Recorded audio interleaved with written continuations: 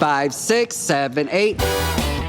Here's one beauty pageant that you are never going to confuse with Miss America. The Best in Drag show. It started out as a parody of Miss America. My name is Misty Opportunity, and I am your Miss Wisconsin. Truthfully, train wrecks are delicious. Ladies and gentlemen, Miss Nebraska Braille Centers. Whoa! Oh! The crowd lost their shit. There was this little show that was taking off. It just kept getting bigger and bigger and bigger. Martin Sheen. I heard it's pretty wild. It's like going to Las Vegas, and seeing those big shows. You go, oh, what did I just see? It's on the stage. This is the director. It was a joyous distraction with so much sadness going on in our community. People we love were dying of AIDS, and so we raised money. We're here to get your money. Yeah! Congratulations on your movie, which is opening here in Provincetown. And thank you for making it. It was a really important movie.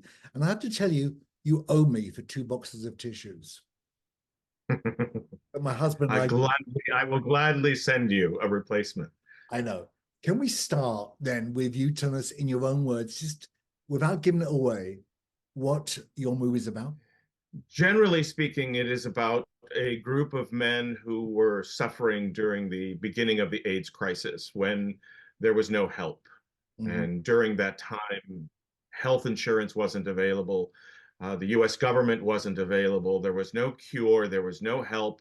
And mostly men were dying of AIDS very quickly. And they couldn't work. They couldn't buy groceries. They couldn't pay their bills.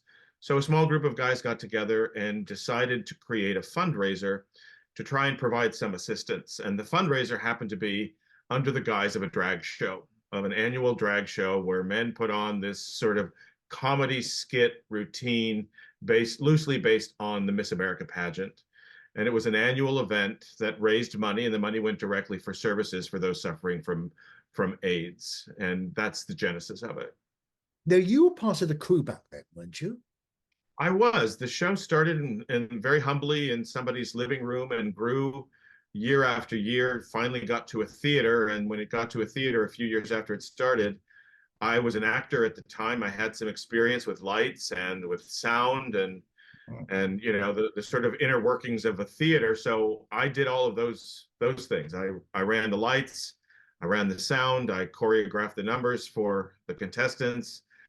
I staged the show, so I, by default, became the show's director. It was a really joyous movie, even though it was very sad behind. And I've never seen, even to this day, such wonderful, innovative costumes and outfits. It was so superb.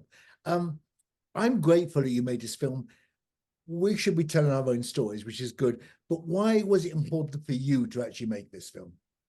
Culturally, the gay generation of today, I think for the most part, is unaware of what came before. Mm-hmm. Things like gay marriage, gay rights, our community, which for the most part is powerful politically. All of those things were genesis of the AIDS crisis. This was the time that the gay community came together because there was nobody else helping us. So that was the time that we unified in order to try and get through the pandemic. So there was a great responsibility that I had as a documentary filmmaker to tell that part of history. And also, this is drag. This is the beginning of what drag really was. Drag today is elevated, it's professional, it's well polished.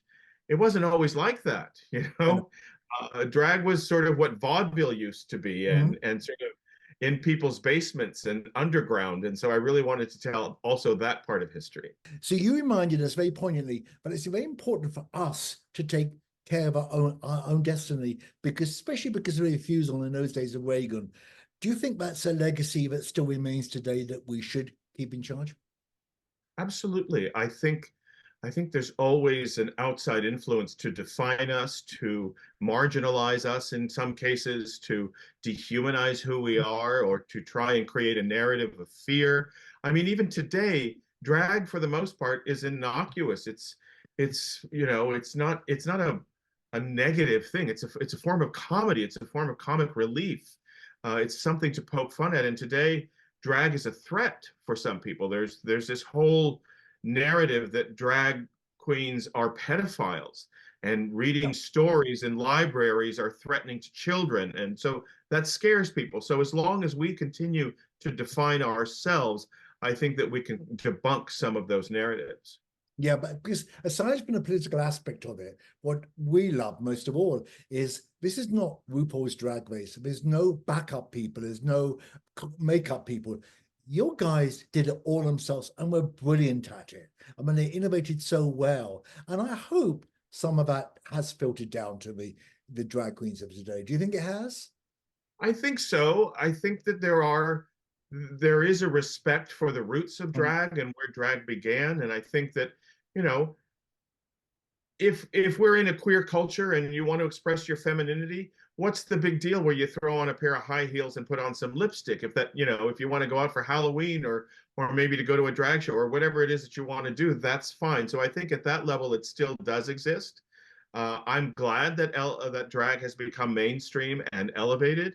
But at the same time, for our show, if it wasn't professional, or the fact that it's not professional is part of the charm. Mm-hmm. You know, a lot of these men should not be in dresses. You know? We know that. We know that. Some of your close-ups were very scary. Exactly.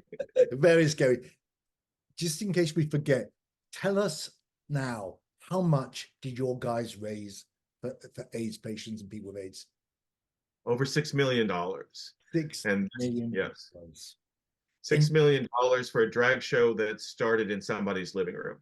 And $6 million, which in those days is worth much more than today. Not only that, thank you for that. Yes, is certainly worth much more. Everybody was a volunteer. The theater was donated. The contestants built their own costumes.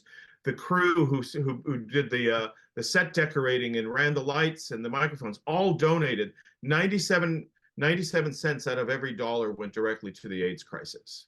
That I've been involved in AIDS charities, and that's a wonderful statement to make. But what I sensed, it maybe it's because of my age, the wonderful sense of camaraderie you caught. But despite what was going on to ourselves and our friends, it was such a joyous time in some ways, if that's the right way to say it. I think that's a good way of looking at it. You know, on the outside looking in, it was a tragic time. We were losing our best friends. We were losing our lovers. There was very little support. We were all frightened that if we got the diagnosis, that we would be gone in a month or two. But at the same time, as you suggest, it brought us closer.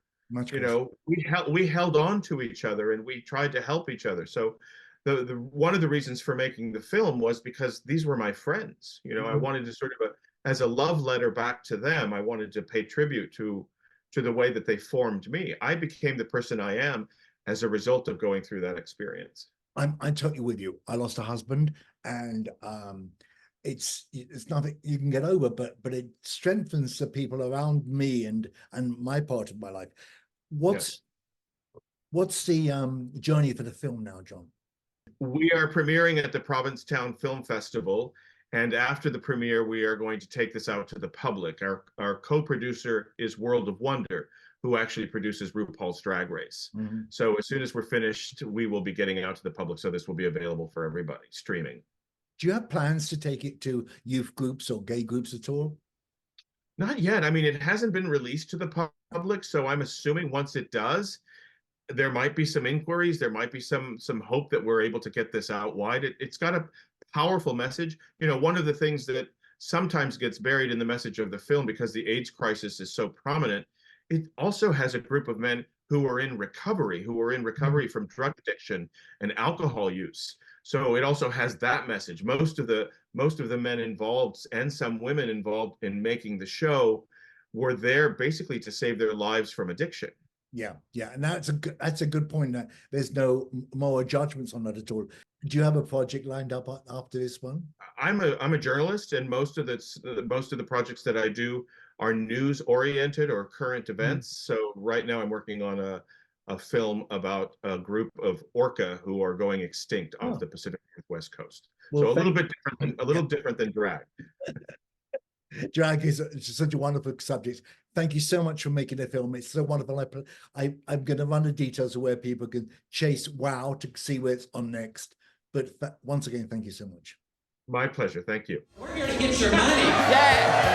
The show has raised $6 million. Yeah, $6 million. Pretty much everybody who's a contestant in this show has come from a very dark place, but they've realized that their darkness can provide light for others. I'm up here fighting the stigma and the prejudice against this disease. Why should the crown of the new Miss America sit atop your head? This is a beauty pageant, isn't it? This is the night. This is the show. These queens are borderline attractive, but they are here to give you the fucking show of your life.